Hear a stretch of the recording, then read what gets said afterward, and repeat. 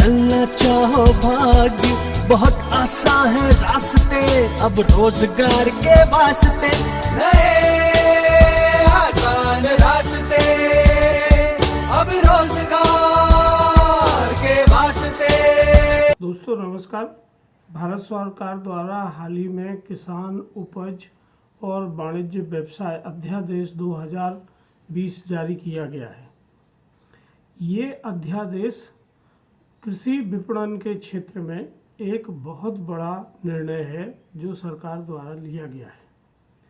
पर मैं पिछले कई दिनों से देख रहा हूँ कि इस अध्यादेश की ना तो किसान संगठनों के बीच में कोई चर्चा हो रही है, ना किसानों के बीच में कोई चर्चा हो रही है, ना मंडी के व्यापारियों के बीच में चर्चा हो रही है, और ना मीडिया में इसकी बहुत ज़्यादा चर्चा हो रही है।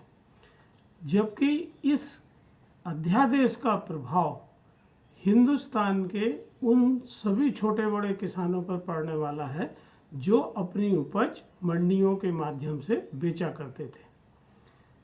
हिंदुस्तान में जब से मंडी की व्यवस्था अंग्रेज़ों द्वारा शुरू की गई थी, तब से उसमें बहुत ज़्यादा परिवर्तन नहीं आया और ये व्यापार एक परंपरागत तरीके से चलता रहा और ऐसी स्थिति बन गई कि मोनोपोली में किसान की उपज खरीदी जाती थी। मंडी में कुछ व्यापारी होते थे जो पीढ़ी दर पीढ़ी इस काम को करते थे और उस किसान को मजबूरी में उन्हीं व्यापारियों को अपनी फसल बेचना पड़ती थी। कोई पारदर्शी प्रक्रिया उसके लिए नहीं थी कि मूल्य कैसे निर्धारण होगा, जो किसान अपनी उपज लाया है उसकी गुणवत्ता कैसे निर्धारित होगी, तथा तुलाई किस तरह होगी और पेमेंट किस तरह होगा। सरकारों द्वारा हर राज्य सरकार ने अपने नियम बनाए और व्यवस्थाएं लागू की, पर चूंकि ये मोनोपोली में काम हो रहा था, कुछ लोगों के हाथ में ये काम था और उनका दबाव सरकार के ऊपर हमेशा रहता था। किसान तब से सालों दर साल उसी व्यवस्था का अंग हुआ और जब भी किसान मंडी में जाता था तो वो अपने आप को लुटा पिटा जैसा महसूस करता था। अब भारत सरकार द्वारा इस अध्यादेश से इस व्यवस्था को समाप्त कर दिया है। पर यहाँ क्या व्यवस्था है कि दो तरह की व्यवस्थाएं आज इस अध्यादेश के बाद लागू हैं। एक हर राज्य का मंडी अधिनियम है जो पुरानी व्यवस्था को अभी सपोर्ट कर रहा है, जिसके लिए लाइसेंस लेने की ज़रूरत है, जिसके लिए सरकार से अनुज्ञा लेने की ज़रूरत है और उसके बदले में सरकार को टैक्स देने की ज़रूरत है, जो अलग अलग राज्यों में अलग अलग तरीके से दर से लगता है। दूसरी ओर भारत सरकार ने कहा है कि किसान अपनी उपज किसी भी को बेचने के लिए स्वतंत्र है। जो किसान की उपज खरीदेगा उसके पास पैन कार्ड नंबर होना चाहिए, उन्हें कोई लाइसेंस लेने की ज़रूरत नहीं है, उन्हें किसी से अनुमति लेने की ज़रूरत नहीं है और उनको किसान को तत्काल भुगतान करना होगा, या अगर तत्काल भुगतान करना संभव नहीं है तो 3 दिन के अंदर किसान का भुगतान किया जाना चाहिए। ये दोहरी व्यवस्था लागू होने से अभी बाज़ार में बहुत कन्फ्यूजन क्रिएट हो गया है और बहुत सारी राज्य सरकारों द्वारा इसके लिए कोई आदेश जारी नहीं किए गए। एक तरफ भारत सरकार और उनके अधिकारी कह रहे हैं कि इस अध्यादेश के लागू होने के बाद किसी भी तरह के आदेश की राज्य सरकार से अपेक्षा नहीं है। दूसरे जो मंडियों में काम कर रहे हैं, इस अध्यादेश के लागू होने के बाद आज भी वो मंडी टैक्स जमा कर रहे हैं, आज भी किसानों का माल उसी तरह से बिक रहा है और किसान भी इस बारे में कोई मुद्दा नहीं उठा रहे हैं। किसान भाई ये अच्छी तरह जानते हैं कि कृषि उपज बेचने का जो भी खर्चा हो, जो भी टैक्स उस पर लगता हो, चाहे वो व्यापारी देता हो चाहे वो किसान देता हो, वो ज़्यादा हमेशा फसल की कीमत से ही है। उसका भार हमेशा किसान के ऊपर ही रहता है। तो मैं आप किसान भाइयों से, किसान संगठनों से ये आग्रह करता हूँ कि वो इस अधिनियम को, इस अध्यादेश को पढ़ें, इसको लागू करें और किसानों को इस बात की जानकारी दें कि अब उनकी बाध्यता ये नहीं है कि वो अपनी उपज मंडी में बेचें। अभी दूसरी संस्थाएं या वैकल्पिक व्यवस्था बेचने के लिए आगे, खरीदने के लिए आगे नहीं आई हैं, इसलिए ये किसानों के सामने भी एक समस्या है कि वो किसको बेचें। पर विगत दिनों से मैं देख रहा हूँ कि जो प्रसंस्करण करता है, जो होलसेल में अंतर्राष्ट्रीय कंपनियां और राष्ट्रीय कंपनियां सामान खरीदती हैं, या जो निर्यातक हैं, वो अपने आप को इस बात के लिए तैयार कर रहे हैं कि वो बाहर इस तरह की मंडियां बनाएं, छोटी छोटी मंडियां हों और जहां किसान का माल सीधे खरीदा जाए। अब ये जो सीधे खरीदने की व्यवस्था है, यहाँ किसान की आदत बदलना बहुत ज़रूरी है, क्योंकि ये जो होलसेलर, प्रोसेसर और एक्सपोर्टर जब भी खरीदेंगे तो वो उनकी 3 शर्तें किसानों के लिए होंगी। एक, क्वांटिटी, उन्हें बड़ी मात्रा चाहिए। वो क्विंटल, 2 क्विंटल, 5 क्विंटल किसान का माल नहीं खरीदेंगे। कम से कम एक ट्रॉली या एक ट्रक मटेरियल किसान का होना चाहिए जो वो खरीद सकें। क्वांटिटी चाहिए। दूसरी, क्वालिटी। हर खरीदार, जो एक्सपोर्टर है, होलसेलर है या प्रोसेसर है, वो क्वालिटी से ही मटेरियल खरीदता है। उनके अलग अलग क्वालिटी के नियम होते हैं। उन नियमों को या उन मापदंडों को किसान को समझना आवश्यक है।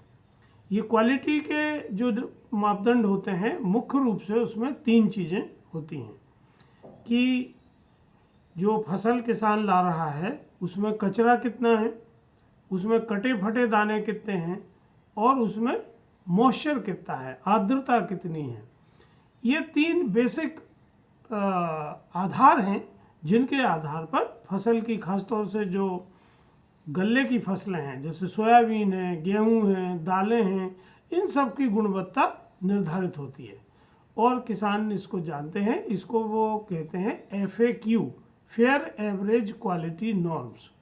अब ये जो फेयर एवरेज क्वालिटी नॉर्म्स हैं, अगर किसान इनको बना के लाता है तो उसकी उपज अच्छी बिकेगी।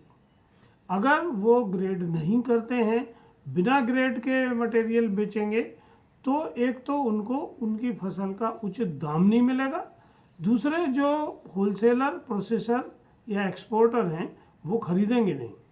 तो यहाँ किसान को अपने व्यवहार में एक मूलभूत परिवर्तन करने की आवश्यकता होगी कि आगे से जब भी वो अपने खलिहान में कोई भी फसल गहाते हैं, कोई भी फसल खलिहान में रखते हैं, तो उनको उसको 3 ग्रेड में कम से कम रखना चाहिए। ABC, अच्छी फसल, मध्यम श्रेणी की फसल और उससे खराब गुणवत्ता की फसल।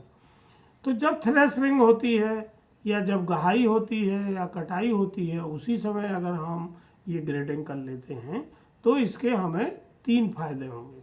नंबर 1, हमें हर ग्रेड का अलग अलग पैसा मिलेगा, तो कुल जो पैसा मिलेगा टोटल फसल बेचने का वो अधिक होगा।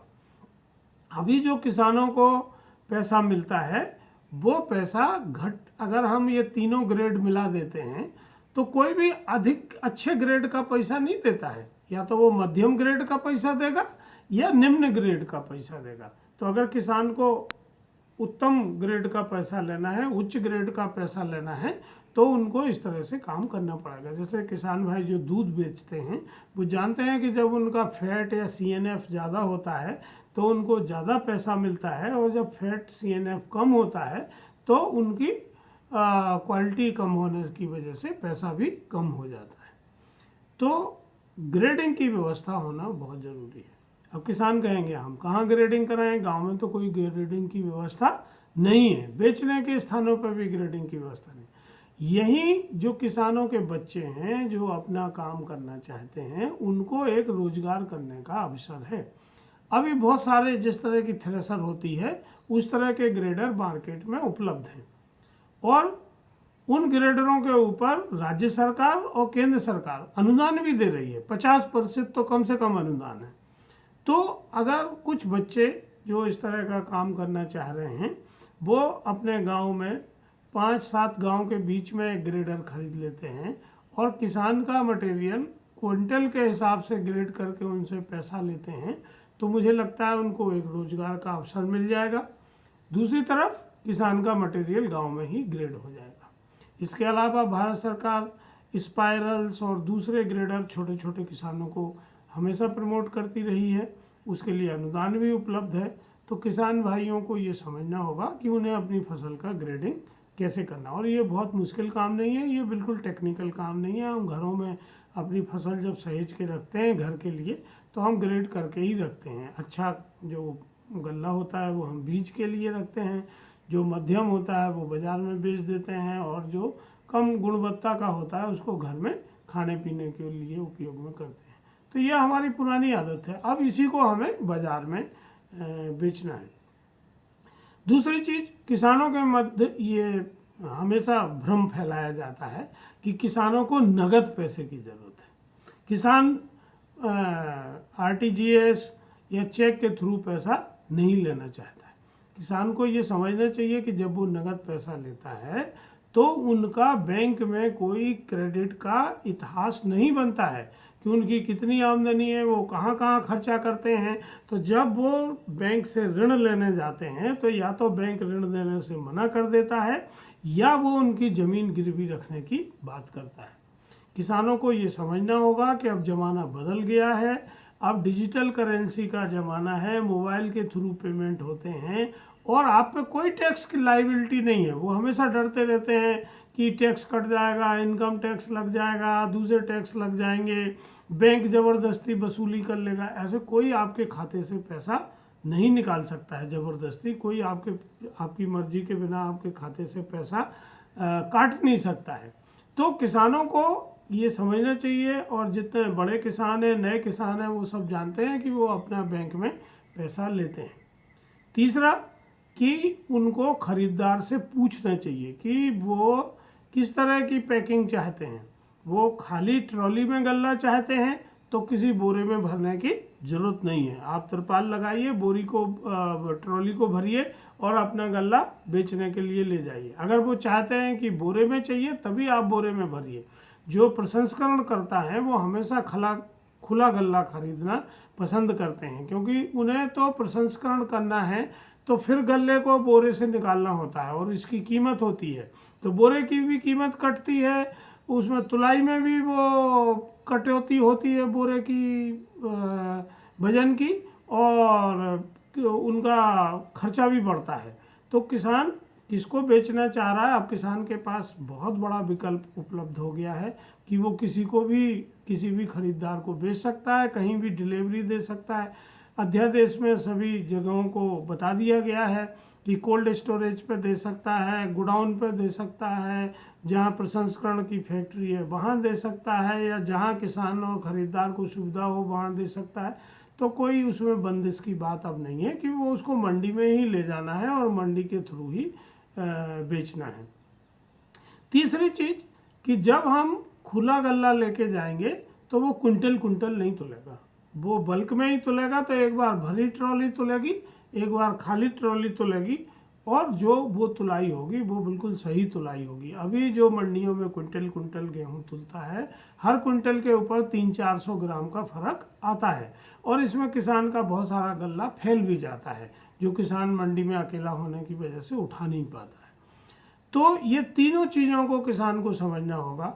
जहाँ तक भावों का सवाल है, भारत सरकार इसके ऊपर विस्तृत सॉफ्टवेयर तैयार कर रही है। आज भी आपके भाव अखबारों में छपते हैं, भाव कंपनियां निकालती हैं, खरीदार निकालते हैं, व्हाट्सएप पे भाव रहते हैं, सभी तरह के मोबाइल पे जो ऐप्स हैं, बहुत सारे प्राइवेट स्टार्टअप हैं जो भाव मंडी के बताते हैं।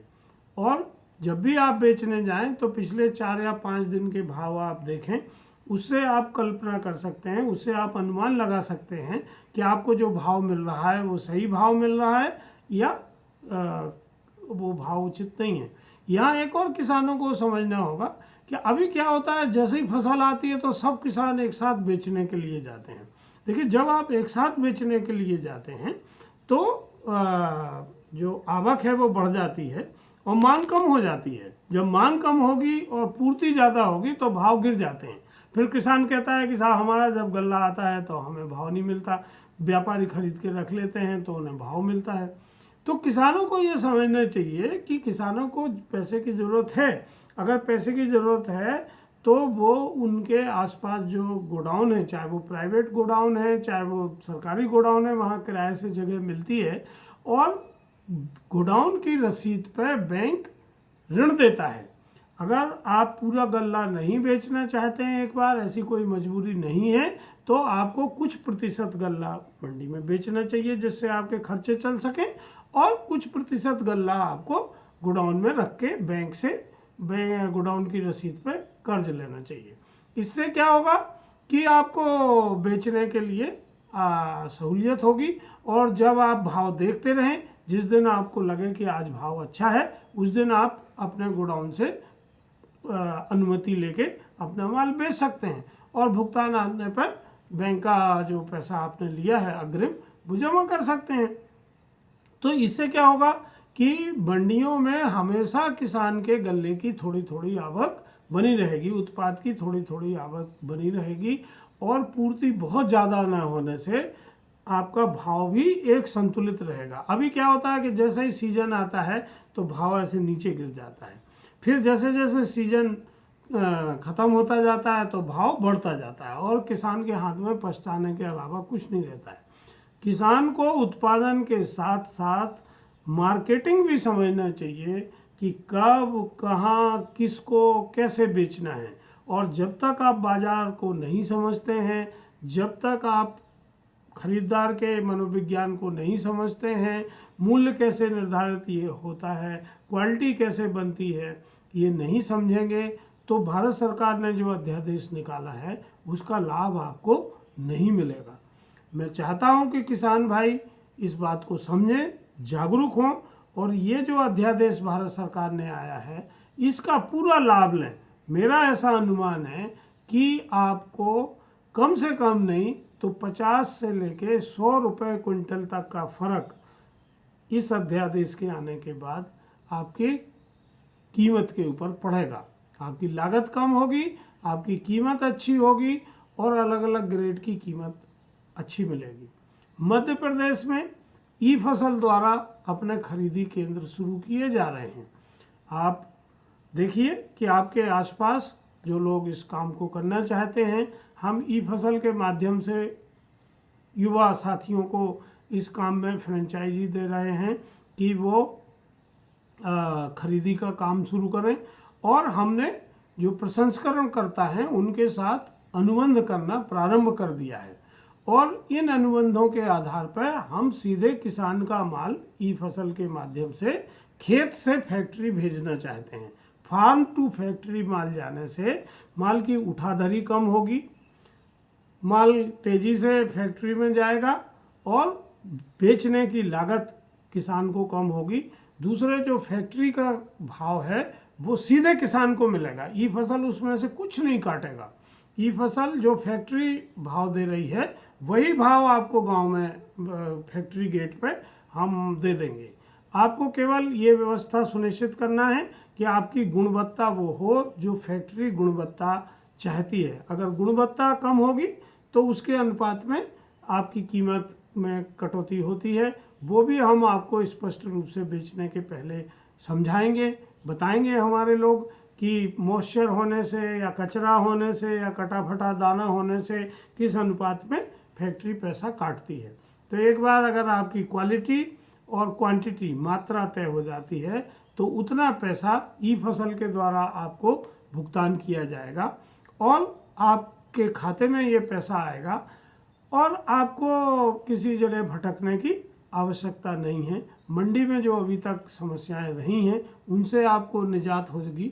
जितने तरह के टैक्स दूसरी चीज़ें आपके ऊपर परोक्ष रूप से लगते थे वो पूरा पैसा आपका बच सकता है। तो मैं चाहता हूं कि जो किसान भाई इस व्यवस्था से जुड़ना चाहते हैं वो ई फसल से संपर्क करें और उनके आसपास इस तरह के केंद्र बनाने में हमारी मदद करें, जिससे गांव के लोगों को रोजगार मिलेगा।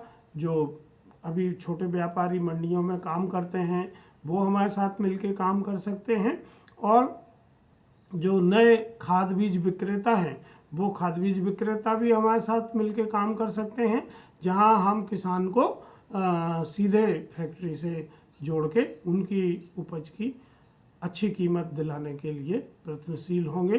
तो मेरा आप सबसे अनुरोध है कि आप आगे आएं और इस व्यवस्था का लाभ उठाएं। धन्यवाद।